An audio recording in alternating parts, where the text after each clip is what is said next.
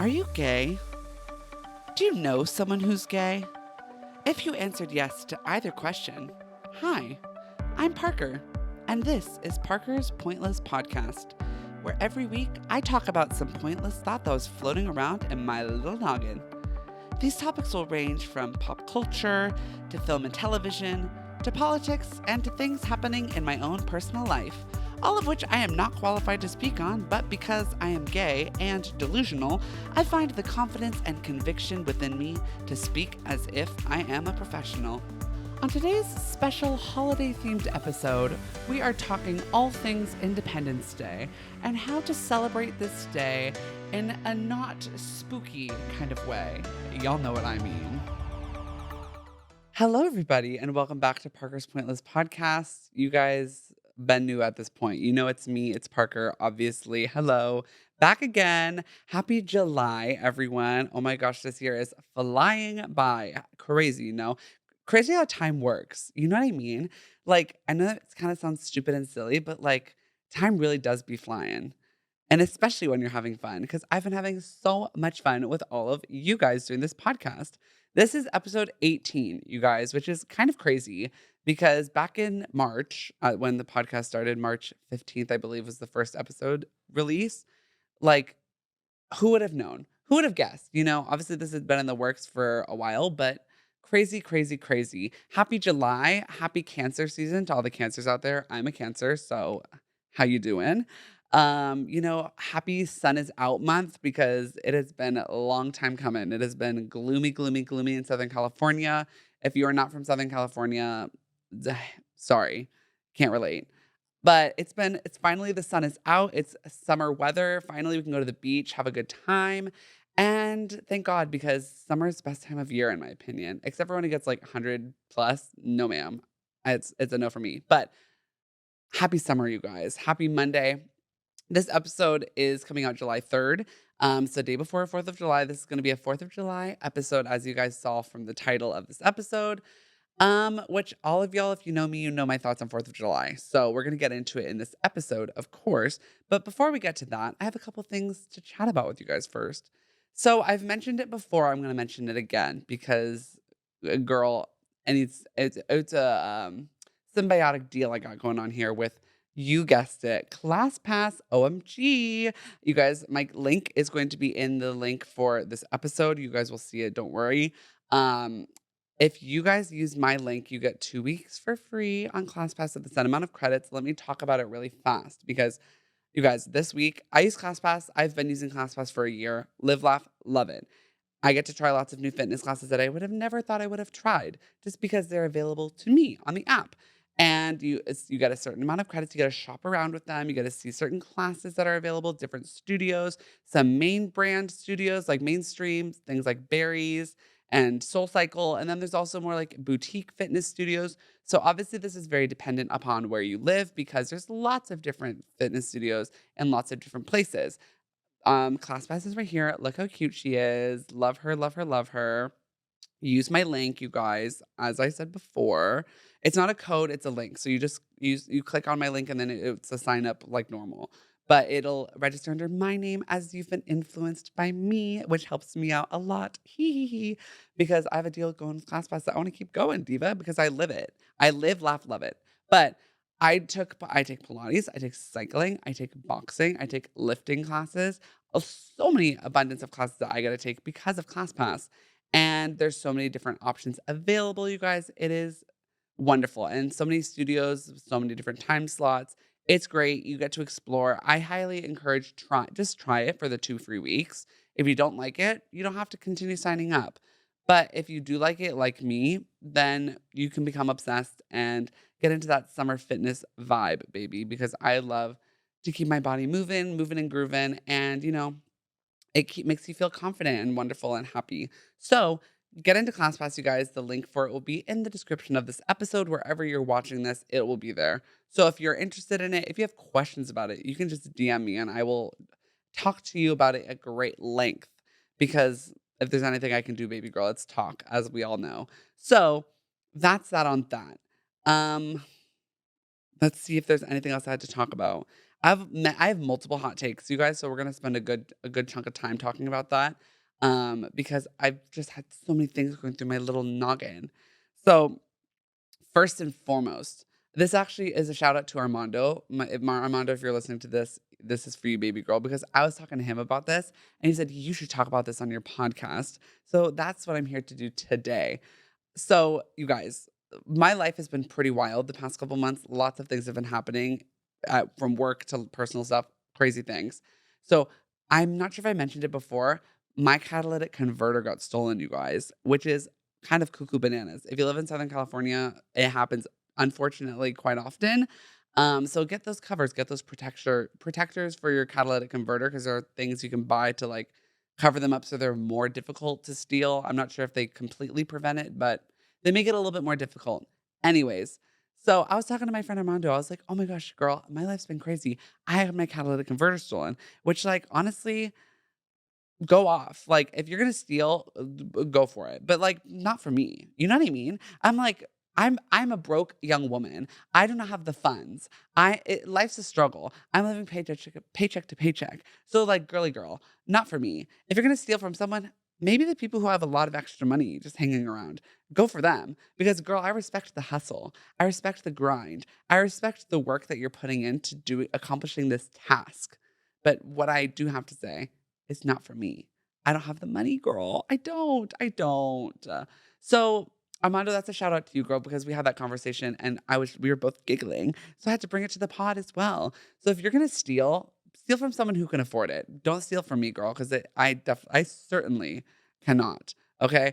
Also, if any of y'all out there who listen to this podcast work at a restaurant or know someone who works at a restaurant who's looking to hire a server, and let me give you my qualifications and my list of wants, okay? The restaurant has to be kind of bougie, like expensive, because girly pop, I'm trying to make a coin, not like a tiny coin, like a big coin.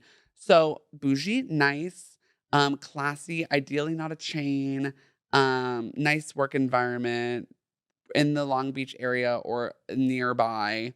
Those are my preferences. So if you know anyone who's hiring a server, let me know because, girl, I'm looking for another job at the moment. Just, give me some extra summer funds because, mama, everything's expensive these days, as we're going to talk about in this episode where we talk about America.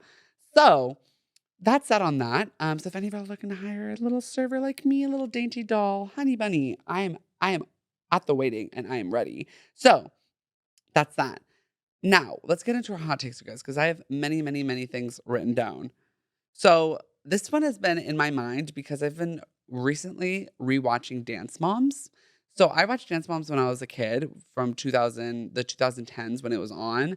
But me and Yasmin, bestie of the pod, as we all remember, have been rewatching Dance Moms, and we're currently on season 3. And you guys, this show is so. I think this is some of the best reality television that's ever been created because it is so obviously scripted in certain sections, but then also like the drama is so real because Abby Lee Miller is literally abusing children in real time and their mothers are like, but they all signed a contract, so they kind of just have to be there. It's crazy, you guys. So if you haven't watched Dance Moms, get into it. It's wild. But this brings me into my hot take of this week. I think children who are in gymnastics and children who are like athletes should be like heavily monitored by the CIA and also potentially put in behind bars. Because let me explain myself. If a child can do a backflip just with no thought in their mind, they can just do that without even thinking twice about it. Who's going to stop them from killing you in your sleep? You know what I mean? Like, children are scary, you guys. And children with six packs, like on Dance Moms, all of those girls have like ripped abs. I'm like, these children are robots. Like, it's giving Megan, you guys, and they're going to kill me in my sleep. So, if they're doing all these things fearlessly, what's going to stop them from taking me out? You know what I mean? So, I think they need to be monitored and watched by the government because I'm truly frightened and afraid. So, when I have children, if I have children, if that ever happens, you guys, we'll see. I'd I would be afraid. I'd be afraid of them. I'm like, you can do a backflip. I can't even do a backflip. The thought of it makes me have an anxiety attack. But this kid can do it without even thinking twice. You guys, that's scary. Is that not scary? Maybe I'm just a psycho, but like, I think it's pretty scary. So if you agree with me, please let me know because I don't want to be isolated on this thought. And if you disagree with me, keep it to yourself because I don't need to hear about it. Okay. Children are scary. Um, and then this is for Miss Tatiana Alvarez too, because I said this to her because this dawned on me.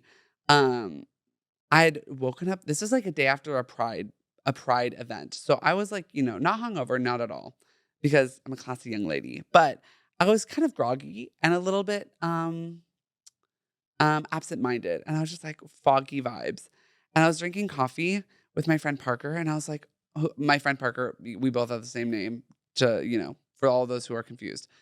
And I was like, what's so sad is that it's like, what's next for serving cunt? You know what I mean? Also, trigger warning if foul language is a thing for you, skip ahead. But what's next for cunt? You know what I mean? Because when I was a kid, like that was the pinnacle of a bad word. Like, that was, like, the worst word you could use. I would get in so much trouble if I even, like, said it at all or, like, thought it. Like, that is a bad, bad, bad word, and now I use that word as if it's a regular, degular, schmegular word, just like and, if, but, or, as, I use it like a common English term, almost as if it's never been a curse word to begin with, and, you know, we're kind of getting to the end of the era of saying, "Oh my gosh, that's serving cunt." So in my mind, it's like, what's next? Like how can we outdo ourselves?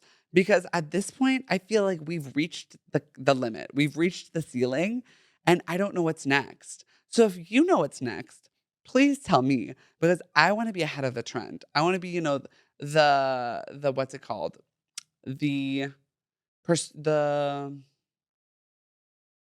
girl, me and words today. We're at Trendsetter, odds. maybe? Trendsetter. There you go. I'm trying to think of like trailblazer. I'm trying to be the trailblazer of the next trend, girl. I want to know what's up and coming because I said this to Tati. I was like, what's next for cunt? We've reached the limit. Like that is literally the nastiest word. That is like the most aggressive, like triggering word for like millennials and boomers. So it's like at this point, there's nothing else for us. So we have to figure out the new terrain, I guess. So the next half of 2023, you guys, is us going to be discovering what else we can do with the human language. And if there's anything I can do as William Shakespeare, it's come up with something new. So let's work on it together, you guys. Let's workshop a new term for serving cunt because I'm so curious. Um, and that's that. So, what do I have one more? I do. So this is kind of just like was orbiting in my mind because I was watching a video of this girl also with a child doing gymnastics. Because my Instagram and my TikTok for you page listen to what I have to say in my brain and then filter all this stuff into my feed and it's horrifying. But specifically, you guys, my Instagram reels, I don't know why my Instagram reels are this way, but if you are like close friends with me, I always get weird videos of like children singing, but like they have like hundreds of thousands of likes on their photo on their videos, but like they can't sing. Like they're just like genuinely really bad. And like that's all my Instagram reels. It's like all weird people and like weird people doing weird things. And I'm like, what have I which I let me be honest, I live because I live for people being wacky dacky and posting it on the internet. That's kind of what this whole podcast is. Um, but like I feel like it's a gift for me to see because it's so strange and so far off the beaten path. But anyways, I was watching this video of kids doing gymnastics, and this little girl like did like she was probably like 4 or something, and this little girl tried to do a somersault and literally threw her body on the floor, like went fully splat. And this instructor was like, "Oh my gosh!" Like being so gentle and caring and like good with kids, unlike myself. Um, and in that moment, I realized I'm like, if that happened to me, this happens in multiple settings of my life. Anytime anything slightly serious happens in front of me, the only thing I'm able to say is work. You know what I mean? So, like, for example, let's say a person like crashes on their scooter in front of me. I would be like, oh, work. I would obviously help them, but that's my initial response to everything. So my brain is completely rotted to the point where my language is derived by cunt, work, and slay. So maybe actually what's next for all of us is me getting some mental help because, honey, the more I'm talking about this, the more embarrassed I'm getting. So we're going to kind of quickly transition out of this into the next segment because I'm getting embarrassed. So we're going to talk about 4th of July, you guys. It is the 3rd of July when this episode comes out. You could be listening to this on the 4th. That'd be kind of fun if you are. So happy 4th. So for me, you guys, ever since this is a weird day of the year, in my opinion. Every single year it rolls around and I'm always a little bit like, eyebrow raise, look to the left, look to the right kind of vibes. You know what I mean? Because when I see people partying with all that red, white, and blue, with all those American flags, part of me is I'm like, so why are you doing all that? You know, I'm like, that's interesting of you. It's very much giving Republican. It's very much giving white people. It's very much giving like very specific crowd. And, oh, no tea, no shade, but I'm just like, girl, do you have eyes? Do you have ears? Have you been listening? Have you been watching? Do you pay attention to anything? Because what the hell is going on here? And I felt this way, you guys, probably ever since I became socially conscious, which I would say was probably when I was 18, when I started college, because that was when I came into my own and my sexuality. That's kind of when I started to develop my own worldview and, became more aware of things outside of my own life, which I think is normal for most people when they turn 18. But ever since then, you guys, every 4th of July, I'm always like, girl, not all this. And I always post some type of status about some type of something, but I don't go on Facebook anymore. And I don't really do that anymore because I just don't think it's necessary. But for years and years and years, I was like, what are y'all doing? Because this is kind of cringe. Whether it's and let's be very clear here. Regardless of who is in office, whether it's a Democrat, whether it's a Republican, there are a multitude of problems that are under the American umbrella that affect almost all, if not a large section of our population that we should be caring about because there are also citizens that deserve to be respected and taken care of. So it's a little spooky dooky. So this episode is going to be talking about, politics, what I would do, because, in the intro, I always say talking about things I'm unqualified to talk about. Hello, politics. I'm very opinionated. I think I'm right about everything. So you guys can't convince me that I'm wrong. Unless I am wrong, then I'll take ownership. But we're going to talk about my opinion on some things. If I were to run for office, which I want to make very clear that will never literally ever happen, ever, ever, ever in the history of my life, I will never run for political office because, honey, this podcast alone would disqualify me from the public eye to be nominated for any sort of public office. So that will not be happening. But, if I were to run, these would be the things that I would focus on. And also, I'm going to talk about how we can all celebrate the 4th of July in a sleigh way and in not a spooky way because so many things are spooky, okay? So I also want to quickly distinguish between the two, you guys. So but I don't subscribe to either, but this word floats around a lot with this holiday: patriotism and nationalism. Patriotism is, loyalty to your country, you love for your country, support for your country. It's very country based, obviously, patriotism, patriot. Then there's nationalism. Nationalism is supporting a singular group over other groups, aka white nationalism. So those are two words that I feel like oftentimes come up a lot on the internet in this time frame of the year and Memorial Day, but like specifically this day. So just so you can distinguish between the two. Both that is what patriotism and nationalism is. Obviously, I don't necessarily subscribe to either because I think they're kind of weird. Because loving your country more than like loving morals and like the moral good is kind of weird. But we'll get into that. So I just wanted to distinguish between the two because I wrote that down in my notes. I feel like that occurs on the internet a lot during the 4th of July time of year. And that's on period. So with the United States, I feel like a lot of times holding a critical view of things and topics and, the moral gray area, oftentimes the common critique of that, especially towards marginalized people, it's usually this argument made at them where it's like, well, you should be grateful to live here because you have rights versus XYZ country does not, which is a very interesting argument in my opinion because it's like a lot of the rights that we have in this country are like inalienable human rights, are just simply human rights that are grant like supposed to be given to us in any country anywhere in the world and are honestly in most countries given to most people. So to say that like we should be grateful for those things that are just a right of living is kind of an interesting flex.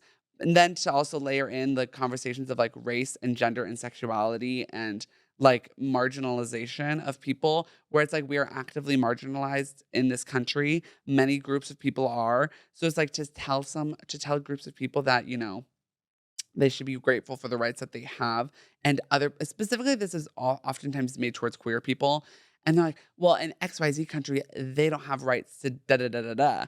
So you shouldn't have anything to say because you should be grateful. Where it's like, what kind of way are you trying to like stifle this conversation and end it when we can still improve things here while simultaneously being critical of things happening there? You know what I mean? Where it's like, I can be critical of homophobia existing in XYZ country while still being critical of homophobia that exists in this country. It does not make me a bad person or a bad citizen to say that. If anything, I think it makes me a better citizen because I'm trying to make things better for all of us, and make this a better place for us all to live.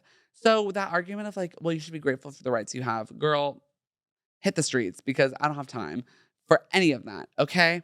So now let's get into what I would be doing if I were not the president, because the president really realistically doesn't have that much power. But let's get into what I want to do and what I would want for all of us. And I think probably most of us agree. So this is going to be my platform and it's going to be, what did I say? My spiel about what we all need in this country from my perspective, of course. Obviously, I'm going to miss things and I'm not going to cover everything because this podcast is not going to run till the actual 4th of July from when we're recording this. I don't have the time to do all that. So these are some bullet points. So first and foremost, you guys, I've talked about it before. I'll talk about it till I die. Healthcare. You guys, I've had so many run-ins with healthcare in this past week that have just been so absurdly complicated. And I'm sure if you are an adult who's no longer on your parents' healthcare plan, you can experience this yourself. Healthcare is so overly complicated in this country. The premiums, the this, the that, the companies, the providers, like it's literally a confusing net of misinformation that causes just so much disruption in all of our lives that literally just prevents people from getting healthcare. Like even though people have insurance. So I personally have health insurance. I go through the state of California and I have a plan that works for me, but it's still so overly complicated to a point where trying to actually get healthcare is sometimes more work than just writing it out and not getting the healthcare that you need, which is, as we know from, extensive amount of research, is not good for you or your health or the longevity of your health. So healthcare is a right. And I think we all have the right to life, liberty, and the pursuit of happiness. And I think in those three words, healthcare is a very strong bullet point underneath life, liberty, and the pursuit of happiness. Because it's hard to pursue happiness when, you're literally hacking up a lung because you can't go to the doctor, diva. You know what I mean? So healthcare is a right. And as it's been said multiple times before, national healthcare or single payer healthcare or what's the affordable, or what is it called? The Affordable Care Act is what it's called specifically here. But like nationalized healthcare is literally in the long term cheaper than the plan we currently have. So if you're one of those people that's obsessed about money, that's obsessed about, oh, well, it's going to be more expensive and we're going to be paying more for this, we're going to be doing more for this. It has been determined that literally it would be cheaper to do universal healthcare rather than the current system we have. But I'm not going to argue with you about that. Argue with your mother, okay? Because I do not have the time. And it has been determined already. Not to mention, healthcare has its fingers in all these other problems. You want to talk about homelessness? You need to talk about access to healthcare. You want to talk about, childcare in this country? You need to talk about healthcare. You want to talk about family planning and abortion? You need to talk about healthcare. You want to talk about the pandemic? You want to talk about preventing pandemics? You want to talk about the pandemic that was people not understanding health or healthcare or, simple like access to vaccines, you need to talk about access to healthcare. One of the reasons why the pandemic was such a nightmare was because people did not have trusted doctors that they could talk to about their own needs because they didn't have access to healthcare, you guys. See, this problem, this one topic has its fingers and hands in so many other facets of our lives that if we improve this main chunk, it will, I promise you, improve so many other elements of life. So, that's all I'm going to say about healthcare because I'm not a healthcare professional. I did not work in the field. I am not necessarily the most educated on the topic, so I'm not going to continue spieling. But that is one thing that I feel like most people would agree upon is that we all deserve access to healthcare. We all should be able to go to the doctor and not end up, broke or, fear. That's one thing for me, you guys. I have such anxiety about like what happens if I have to go to the hospital? Like, how would I be able to afford that? Which is crazy that we live in the richest country in the world and are afraid about that. It just doesn't really, click or add up versus in other countries. Like, they can go to the hospital and it's a, like a I don't know how it works in other countries, so I'm not sure if it's free or just affordable, but, that would be nice, especially because we live in a wealthy place with so much wealth around us. It would be very nice. So, that's one thing as well. So, healthcare, we also y'all, we need to talk about housing.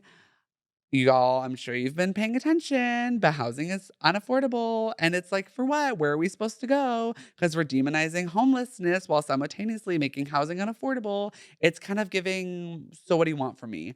Because I can't work 24 hours a day. If anything, I think we've all determined that an 8-hour workday is kind of where we cut it off. 40 hours a week is considered full time. And if you're working full time, you should be able to afford to live your life full time, not, on the streets. So we need to fix the cost of housing, either set it at a set limit or something. I don't know how it works, you guys. Capitalism is a beast that I am not willing to wrangle because I do not have the time. Also, in what way am I qualified? And it's such a mess, you guys. Like rent going up, going down, this, that, and the other. Also, I live in Long Beach. A lot of you live in LA. The Olympics are happening here in 2028. I'm not sure if y'all feel the same way. I'm definitely a little anxious about it because how's that going to increase our cost of housing with this huge international event happening? We'll have to wait and see. So, cost of housing, you guys, we need to work on that one. Not sure really how to do that, but I know it needs to be fixed because girly pop, it is a disaster. Not to mention, like, specifically in Southern California, we have a very large homeless population. And it's like, how can you see that housing is becoming unavailable? Because also there is a housing shortage too, which from what I've gathered from, you know, the videos that I've watched is that there is, supply demand. We all been in high school econ. Supply is low and demand is high. So the cost of it is going to be high versus if it were the other way around, supply is high and the demand is low, it's going to be cheaper. That is like textbook econ, blah, blah, blah. I'm not an econ bro. I'm not a finance bro. Never have been, never will be. I literally spend money as if I have money. So like, I'm not the person to come to about financial bit planning because girly pop, I am stupid, okay? But like there's a housing shortage while simultaneously being a very large population of people who don't have housing and people who can't afford housing. So we need to build more houses and we just need to make things more affordable housing, you guys, in all areas of Southern California because it is crazy. But I'm kind of rambling and I'm not making much sense. So I'm going to scooch past this one because I don't have much more to say. So, y'all, let's talk about living wage, okay? I've been fighting at a certain place that I've worked at for a long time about living wage and what we should be getting paid. And especially working for companies that have a lot of money, we should be getting paid to be able to live life. And, obviously having another job sometimes helps, but if you're working more than full-time hours, then it's ridiculous. So, we have an issue with that, y'all. I'm sure you're all aware of that. We all want more money. We all want to be able to live and live without anxiety. So we need to work on that, you guys. We also need to work on refocusing our energy on our communities, supporting our communities financially, supporting our communities with regards to food and supply chains, because we've gotten so globalized that we're so dependent upon these foreign bodies to supply us with things, that if there is an issue like a pandemic, for example, all of a sudden we're up a creek. So it's like we need to refocus our energy on locally sourced and sustainable and sustainability, and being able to support our communities financially and circulate our money around us so that we can uplift each other, because we all need to depend on each other. So let's deglobalize a little bit and focus our energy back into the community. And la la la. Something interesting. This is another conversation that I always just kind of get a little ick about with the Republicans, as the constant criticism of people on social systems, or depending on social systems like food stamps, unemployment, um, family care, Obamacare, LOL. Like, depending on these social systems that are literally created for people in need. They're like, the criticism is like, well, you shouldn't depend upon them. It's like, okay, well, Mary, I wouldn't depend upon them if I had a job that was able to pay me so I could actually afford to live my life and not be so dependent upon financial assistance. You know what I mean? So it's like, rather than get mad at me for using these social programs, the safety net that was created, let's prevent people from ending up in the safety net. How about that, Mary? Have you thought about that one? Probably haven't. Interesting. Anyways, I could go on and on and on. I'm not going to. Foreign policy, it's a mess, you guys. We need to stay out of other people's business. I'm sure y'all already understand that one. We do not need to be involving ourselves in everyone's business. We do not need to be climbing up everyone's asshole, trying to figure out what's going on in their country, what they're doing, how they're doing it.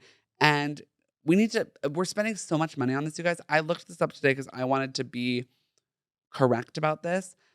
When it comes to talking about social programs and education and healthcare, things that we all want, that we all need to have a thriving, healthy populace, it costs money, of course. And we spend a lot of money on taxes. But did you know that our military budget yearly, you guys, is $877 billion a year, or that's just for 2023. That is more than the defense budget of China, Russia, India, Saudi Arabia, the UK, Germany, France, South Korea, Japan, and Ukraine combined. All of those countries combined, our budget is still bigger than theirs. So that's a little bit crazy, especially when you put in context the current events happening around the world, and like, oh, these people are starting wars with us. There's no such in my mind, and this might be a hot take. There is literally no such thing as starting a war with the United States when the United States has the military budget that we do. Because realistically and historically speaking, if you are all aware of history of the CIA and the FBI, the United States has destabilized and caused conflict and controversy in pretty much every country in the East and the South, like the global East, the global South, aka Central America, South America, the Middle East, Southeast Asia, South Asia, and Africa. We have literally caused controversy for the last 100 years, like, that we are now paying the price of. And then we're saying they're starting wars with us. Girl, I don't think they're starting wars with us because we started it. So how about, instead of starting problems and wasting money, let's, reinvest our money back into our own populace, and, let's make the world a better place. But let's start off by not causing drama to begin with. I could go on and on, you guys. It's so frustrating. And especially when people get all up in this bandwagon of like, the United States is the savior and everyone else is bad. Or this specifically ties to the Middle East, when they're like, they hate the West. I was like, girl, I don't think you know what you're talking about, because I don't think that's the case. I think their drama is the fact that we've destabilized their countries to a point that's caused such conflict and disarray that they are unable to recover financially and socially. And they have an issue with us because we caused the problem. That seems a little bit more well-rounded an idea.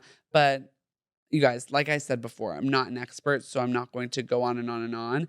But it doesn't take much brains to know that we're the problem. It's me. Hi, I'm the problem. It's me. Taylor Swift said it herself. Okay. So if I can inspire you in any way, you can be dumb, but still be aware. Okay. Because that's me. I'm dumb, but aware.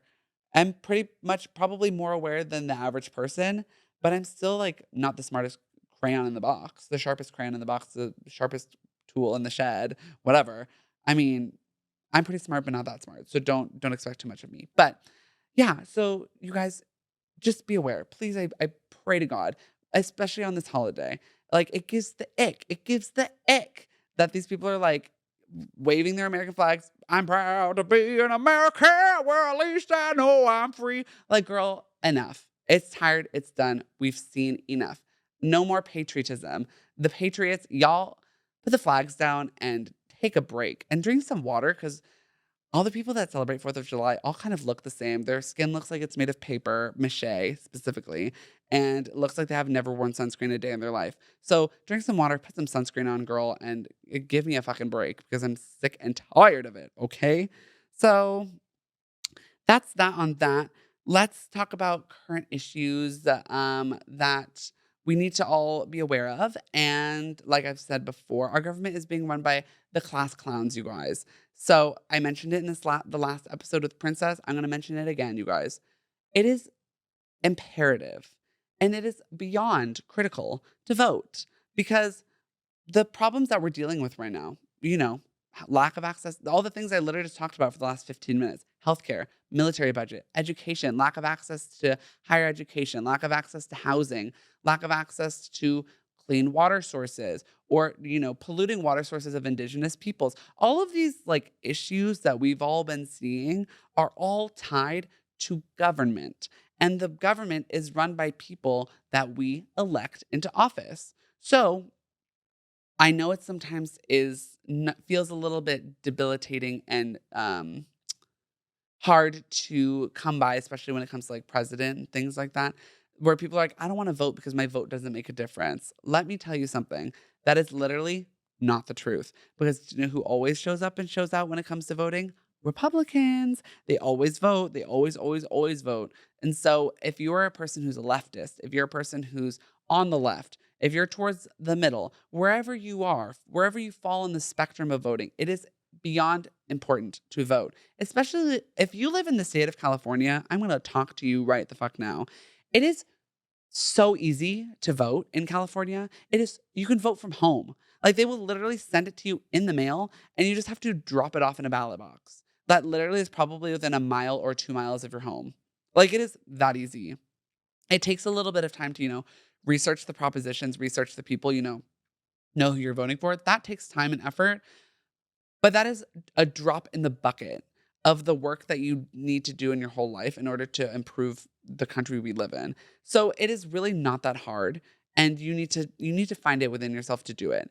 Now, obviously there are states that make it harder for people to vote. Gerrymandering, they literally make it hard for certain populations to vote, specifically like in the southern states, they'll specifically target like brown and black communities so that they don't have the ability to vote or that it's harder for them to vote. That is very much a large problem that we need to also discuss that those states already know we're discussing. So if you live in any one of those states, I'm so sorry that you have to deal with that. And I hope that you vote for the people that are able to solve the problem. But end of the day, you guys, we all need to check our voter registration. We need to make sure we are registered to vote. Update your registration where you're living so that you can get the most accurate voting information for you, and so that you can participate with government to whatever extent you can, okay? Because I'm all for anarchy. Not really, but like I'm all for government change. I'm all for systemic change. I've voiced it before, I'll voice it again. Lots of things in this country are busted all the way down. But while simultaneously trying to change that from the ground up, we also need to, at the same time, participate with the system that is currently existing so that we can at least try to make things better while we try to, the short-term plan needs to also coincide with the long-term plan, right? Because if we all just don't vote, all these monsters are going to get into office and do things like they're doing now, which is like criminalizing drag queens, criminalizing being queer, criminalizing existing as a black, brown, trans person of color. However, like they will make our life a living hell and so, so, so awful. So it's important to vote. So please, please, please, please use this holiday to check your voter registration, make sure you're voting, make sure you are signed up for the next election. There's an election coming around. There's usually one every year around November, but the primary, like the big presidential election, that's coming up too, Diva. That's in 2024. That's literally just around the corner. Like I said at the beginning of the podcast, time is flying, you guys. It's flying. So by the time you know it, it'll be the time for the election. So make sure you're prepared, make sure you're registered, make sure you're educated, and let's get it going, Diva, because we have a lot of work to do. Okay? And a lot of these problems that these class clowns are creating, problems like drag queens are grooming children, or, all the problems that they're just making up. They're literally distracting you from the lack, like, they're making you think that drag queens are the problem and not your lack of access to healthcare is the problem. Like, they're making you think that, like, queer people are the problem and not the fact that there is no grocery store within 20 miles of you is the problem. Like, they're creating problems so that they actually don't have to do work, you know? And it's actually that simple. So let's get them out of office, right? Right. I know a lot of those people are from states where there's a large support for them, but it takes a grassroots organization, and let's get it moving and let's get it grooving. Because girly pop, I'm sick of seeing Marjorie Taylor Greene in these committee hearings acting with her whole ass out. It's exhausting and it's embarrassing. So if honestly, if anything, like I mentioned earlier, with like all these countries around the world are like the United States, you're an embarrassment, girl. Take a look at the material, doll, because we are an embarrassment. It's so embarrassing living here, you guys. And so if you celebrate the 4th of July, not only is it weird, it's also kind of embarrassing for you. So red, white, and blue, no ma'am. Unless you're celebrating France. That's kind of fun. But red, white, and blue here? So here's my guide to having a fun 4th of July, because, you should still celebrate. Like, we all have the day off. Most people, I should say. If you're in the service industry and you don't have the day off, I'm so sorry. Please be safe. Get home safely. Lots of drunk drivers. We'll get there. But here's my guide to having a slay 4th of July, not creepy, scary patriot vibes. None of that. So first and foremost, if you have pride decorations up, you guys, from June, just leave them up. Leave them up for the 4th of July. Just like keep some fun, like rainbow vibes going.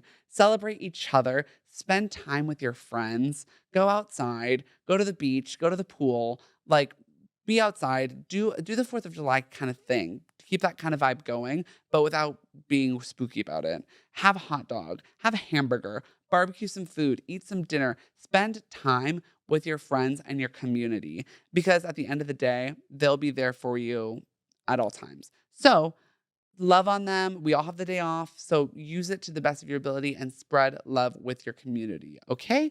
So that's that on that. Enjoy your day. Enjoy your 4th of July.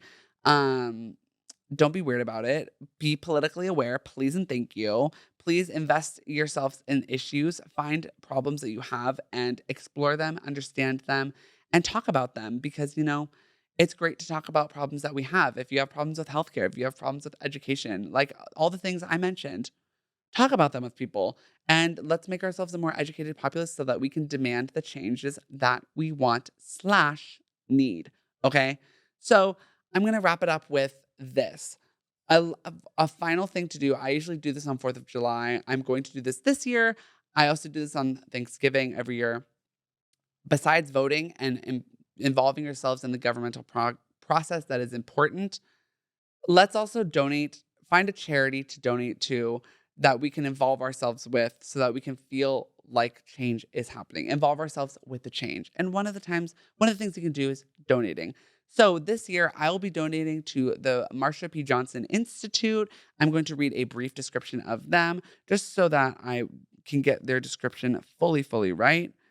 But the Marsha P. Johnson Institute, oh, not me opening the wrong one. LOL.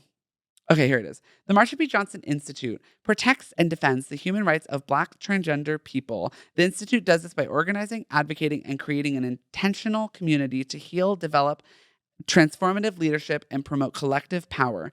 Marsha P. Johnson Institute seeks to eradicate the systemic, community, and physical violence that prevents Black trans people from actualizing freedom, joy, and safety. So I will be donating my money to them this year.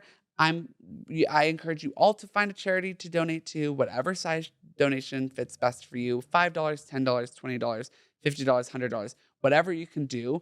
I think the action speaks larger than the amount that you donate. I encourage you all to do so. I also encourage you all to find possibly more grassroots organizations, more smaller space organizations, because like things like the HRC, the Human Rights Campaign, and like huge mega organizations like the Trevor Foundation, all of these people, all of those companies have a lot of funding from a lot of people. It is better for you and us to put our money into smaller organizations that have less money, right? So that we can make a bigger impact. There's also another organization that I've donated to in the past. It's a great organization to donate to if you're looking for someone else to donate to. It is called the Black Trans Travel Fund, which it's a grassroots organization providing Black transgender women with financial and material resources needed to remove barriers to self-determination and access to safer travel options. This is for things like for people who live in states where trans healthcare is criminalized or made difficult to access. It provides those people the access to and the resources to travel to other states to get it, to travel in their own state to get it.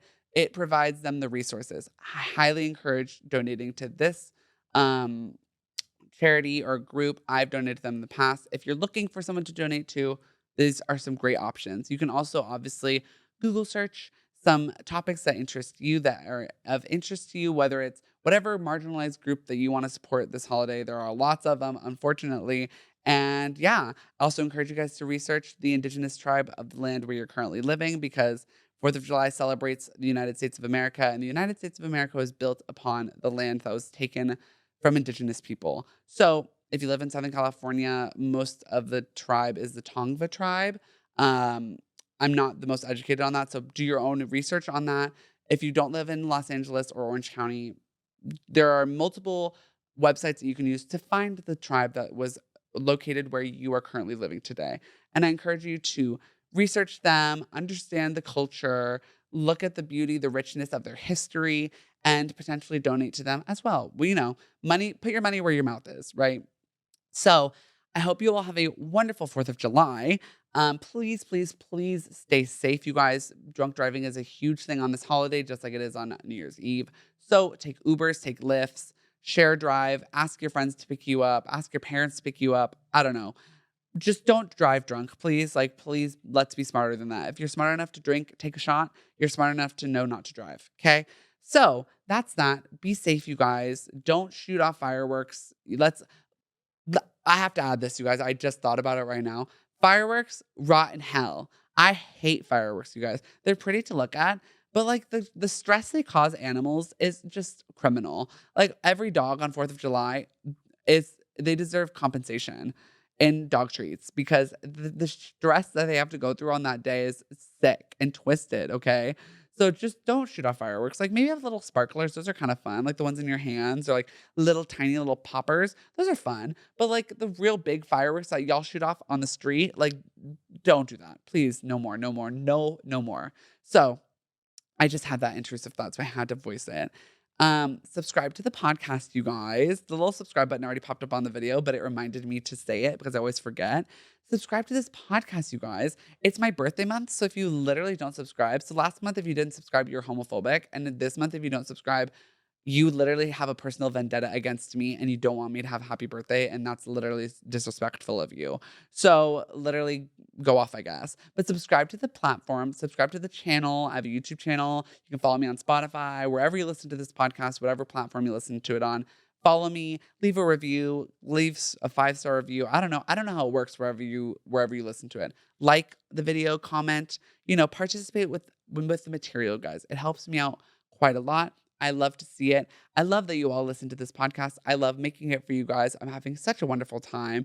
We are going to be on episode 19 and 20, you guys, by the time it comes around. And that's crazy. My goal was to get to 20 and we're almost there. So I'm so happy to see you all there. And I think the 20th will be my birthday episode. So if any of y'all have any suggestions about things you want me to talk about, things you want me to do, please reach out to me, because y'all are the listeners.